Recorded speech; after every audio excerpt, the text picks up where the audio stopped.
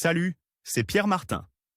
Sur cette chaîne, je partage ma passion pour les voitures avec des essais, des astuces et des conseils d'entretien. Revenons donc au sujet de la Comme vous vidéo. le savez, les radars peuvent être fixes ou mobiles. Dans ce dernier cas, comment fonctionne-t-il? Voici tout ce qu'il faut savoir sur les radars mobiles. Qu'est-ce qu'un radar mobile? Vous savez certainement qu'il existe des radars fixes et des radars mobiles, mais ce que l'on sait moins, c'est comment ils fonctionnent. Il s'agit en fait d'équipements non fixes permettant de contrôler la vitesse des véhicules qui passent devant vous, alors que les radars fixes sont principalement placés sur les routes les plus fréquentées afin que le contrôle des passages soit entièrement automatique.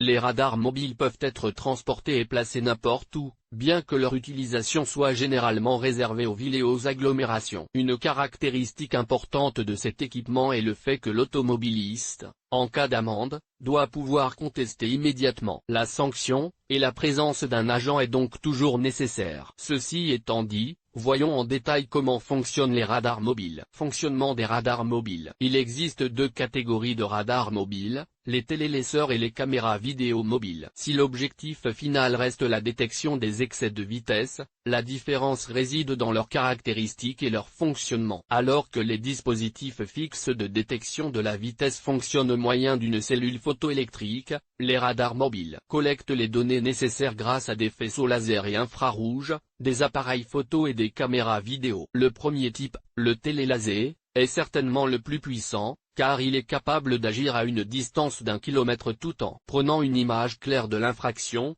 ce qui permet aux agents de mettre en évidence d'autres infractions au code de la route, telles que la conduite sans ceinture de sécurité ou l'utilisation d'un smartphone. Le second type, connu sous le nom de vidéo mobile ou vidéo Velox, est plutôt une caméra mobile installée sur le toit du volant pour détecter la vitesse d'un véhicule en la comparant à la sienne, déterminant ainsi si les limites de vitesse ont été respectées. Quel que soit le type utilisé, il est important de savoir que la présence de chaque radar mobile doit être correctement signalée et que leur utilisation est réservée aux agents formés dans ce domaine, qui ont l'obligation de contrôler l'instrument sur place. Attention donc à respecter les limitations de vitesse, car personne, pas même les nombreuses applications dédiées, ne peut être certain de la présence d'un radar mobile. Publié dans la loi.